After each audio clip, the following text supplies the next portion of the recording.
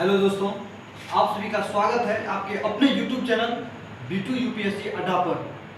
तो आइए दोस्तों, आज हम बातचीत करेंगे संगठित और असंगठित क्षेत्र क्या होती है, मतलब organised sector and unorganised sector क्या होती है। इस वीडियो के माध्यम से हम इसके बारे में अच्छी तरह से जानकारी प्राप्त करेंगे और मैं आशा करता हूं कि इसके बाद आपको दूसरा वीडियो देखने की जरूरत नहीं पड़ेगी। तो आइए कम टू द पॉइंट। जिसे अर्थव्यवस्था के क्षेत्र, मतलब हमारी इस इकोनॉमी जो है इसमें इनकम प्राप्त करने का एक माध्यम जो होता है, मतलब टका पैसा कमाने का उसका एक माध्यम जो होता है उसको हम लोग अर्थव्यवस्था के क्षेत्र कहते हैं, जिसको अंग्रेजी में सेक्टर ऑफ इकोनॉमी कहते हैं। इनको तीन भागों में वर्गीकरण किया गया है। There are 3 types of classification. इसको जो है तीन भागों में वर्गीकृत किया गया है। पहला नेचर के अनुसार, दूसरा कंडीशन के अनुसार, तीसरा ओनरशिप। तो हम बता दिए थे इससे पहले वीडियो में बताए थे प्राथमिक क्षेत्र, द्वितीय क्षेत्र, तृतीय क्षेत्र, उसमें हम इन सभी बातों के बारे में चर्चा कर लिए थे। तो हमारे पास समस्या ये आ जाती है, या तो एक ही बार ऑर्गेनाइज्ड, मतलब ये भी बता देते नेचर के आधार पर भी, कंडीशन के आधार पर भी और ओनरशिप के आधार पर भी जो बांटा गया है, इन सबको एक ही वीडियो में बता देते। बात हमारे पास समस्या ये आ जाती है कि यहाँ पर बोर्ड पे मतलब लिखा हुआ रहता है तो बता देते हैं और उतना एक बोर्ड पे अट भी नहीं सकता, इसलिए एक रोज ये बताए, दूसरे रोज ये बता रहे हैं, तीसरे रोज ये बताएंगे। तो इसमें हम ओनली चर्चा करेंगे संगठित क्षेत्र और असंगठित क्षेत्र क्या होती है। कैसे हम देख करके पता कर पाएंगे कि ये कौन सा क्षेत्र के अंतर्गत आती है, संगठित या असंगठित। आइए संगठित में देखिए क्या होता है। जैसे कि सरकारी नौकरी होता है तो उसमें क्या होता है, सैलरी फिक्स होती है और छुट्टियां भी फिक्स होती है, टाइमिंग भी फिक्स होती है, सारा कुछ फिक्स होती है। अपवाद में जैसे तबीयत खराब हो गया, कुछ भी हो गया तो उसके लिए छुट्टी ले ली जाती है या कोई महत्वपूर्ण काम के लिए, लेकिन टाइमिंग भी फिक्स होती है और उसकी सैलरी भी फिक्स होती है, टाइमिंग भी फिक्स होती है। तो वो जो आती है वो ऑर्गेनाइज सेक्टर में आती है। जैसे कि रेलवे है, ट्रेन है, नहीं तो ये ट्रेन जो है इसमें कंटिन्यू समय मेंटेन करना होता है। समय से ट्रेन खुलेगी, समय से रुकेगी और समय से अपना स्थान परिवर्तन करेगी, सारा कुछ उसके लिए एक महत्वपूर्ण स्थान रखता है। तो रेलवे में जो जॉब होता है या किसी भी प्रकार के जॉब जो किया जाता है तो उनका टाइमिंग भी फिक्स होता है, उनका वेतन भी फिक्स होता है और उसके बाद जो है उसको छुट्टी भी मिलता है समय समय पर, उसका समय फिक्स होता है। मतलब जिसका सैलरी और जिसका छुट्टी और जिसका समय तीनों फिक्स हो, जैसे कि समय से छुट्टी दिया जाता है, समय से ट्रेन खुल जाती है रेलवे विभाग में या कोई भी जॉब, समय से सरकारी स्कूल का टीचर है तो समय से विद्यालय जाना होता, सैलरी भी फिक्स मिलती है। ऐसा नहीं कि आज मिला कुछ और कल कुछ और मिल गया, नहीं। तो ये सारी समस्याएं आती है, ये सारी समस्याएं यदि हम देखेंगे तो उसको हम ऑर्गेनाइज सेक्टर के अंतर्गत रखेंगे। तो क्या बताएं, सैलरी, छुट्टी और टाइमिंग तीनों यदि फिक्स हो, यदि फिक्स होगा उसको संगठित क्षेत्र में रखेंगे। अब आपसे क्वेश्चन पूछ देगा संगठित क्षेत्र क्या है, या आप कहीं पढ़ते होंगे इकोनॉमिक्स का, जब आप एनसीईआरटी बुक पढ़ोगे तो आप देखेंगे संगठित क्षेत्र और असंगठित क्षेत्र।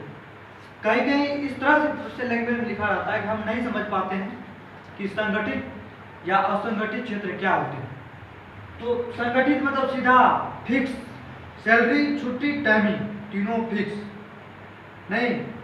लेकिन वही जब हम असंगठित क्षेत्र में आते हैं तो उसमें सैलरी, छुट्टी और टाइमिंग नॉट फिक्स, फिक्स नहीं होती है। जैसे जॉब यदि कोई व्यक्ति करता है तो समय पे उसको जाना होता है, सारा वर्क करना होता है। गाँव में देखते हैं किसान सब क्या करता है, गाँव में किसान सबको देखिएगा जब मन तब सो के जगेगा, कभी काम करने का तो कभी रात को 8, 9, 10 बजे तक काम करेगा। मन हुआ कहीं बारिश होने लगा तो नहीं हो गया, कोई बात नहीं, सो गया, कुछ भी चीज करने लगा। तो उसके लिए टाइम फिक्स नहीं है, वो जब मन तब सो के जगह, जब मन हुआ तब चले गया खेत में काम करने के लिए या कहीं भी वर्क करने के लिए चले गया। मतलब वो अपने अनुसार से काम करते हैं, समय का कोई लिमिट नहीं होता है, इतना बजे आपको ऑफिस जाना ही होगा। आज मन हुआ तो आज हम गए खेत में काम किए, नहीं हुआ तो नहीं काम किए। ये किसान सब में होती है, आप सब में भी ऐसे हर एक जगह सभी कृषि के माध्यम से गुजरे होंगे, या उनके परिवार या किसी परिवेश में आप देखे होंगे, तो इस तरह से देखते होंगे। गाँव में क्या होता है, एकदम जॉब नहीं है, जब मन तब बिंदास होके मतलब जाता है, वर्क करता है, नहीं मन होता है नहीं जाता।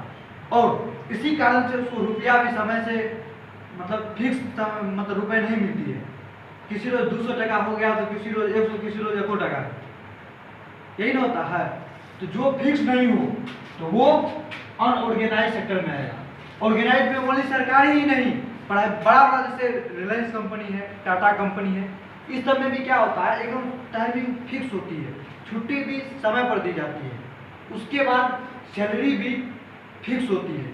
बड़े बड़े प्राइवेट कंपनी में भी, तो उनको भी हम ऑर्गेनाइज सेक्टर में रखेंगे।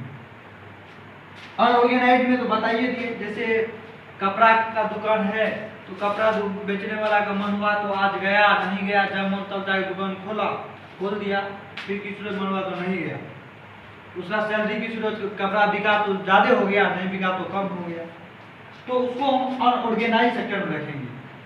तो अब आइए एक बार हम फिर पुनः इसको दोनों को समझ लेते हैं, तो रिवीजन कर लेते हैं।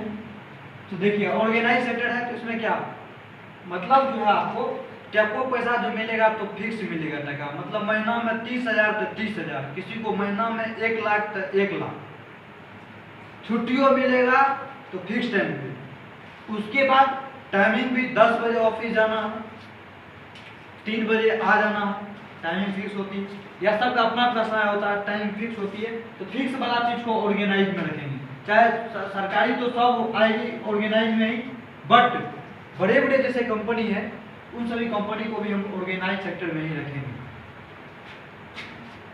अनऑर्गेनाइज में जो फिक्स नहीं हो, जैसे कपड़ा है, खेती हो गया, ये सारे चीज को हम अनऑर्गेनाइज सेक्टर में रखेंगे। तो उसके बाद तो ये इससे पहले नेचर के बारे में बता दिए थे, इसके प्राइवेट, प्राथमिक, द्वितीयक क्षेत्र, तृतीयक क्षेत्र, ये इससे पहले वाले लेक्चर में आप बता दिए हैं। और आज जो है आप लोग ऑर्गेनाइज और अनऑर्गेनाइज खत्म कर दिए। अब इसके बाद बच गया ओनरशिप के या स्वामित्व के आधार पर जो होता है सेक्टर ऑफ इकोनॉमी को जो बांटा गया है 2 भागों में, वो प्राइवेट सेक्टर, दूसरा पब्लिक सेक्टर। तो इसको इस वीडियो के बाद नेक्स्ट वीडियो में हम बताएंगे। अब बस यही तो बचा है, अब इसको हम अभी तुरंत बता देंगे जस्ट इसके बाद नेक्स्ट लेक्चर में। तो आज के लिए ऑर्गेनाइज अनऑर्गेनाइज समझ गए होंगे, या नहीं समझे हैं तो आप कमेंट में लिखिए, मैं पुनः प्रयास करूंगा समझाने का। वैसे आप यदि मैं आशा करता हूँ कि आप लोग समझ गए होंगे। तो यदि समझ में आ गया तो वीडियो को शेयर कीजिए, लाइक कीजिए, कमेंट कीजिए, सभी ग्रुप में आप शेयर कीजिए, सब्सक्राइब कर लीजिए, जिससे कि हमारी जो भी वीडियो आएगी ना वो आप तक पहुंच पाएगी। तो मिलते हैं नेक्स्ट वीडियो में। आज के लिए बस इतना ही। जय हिंद।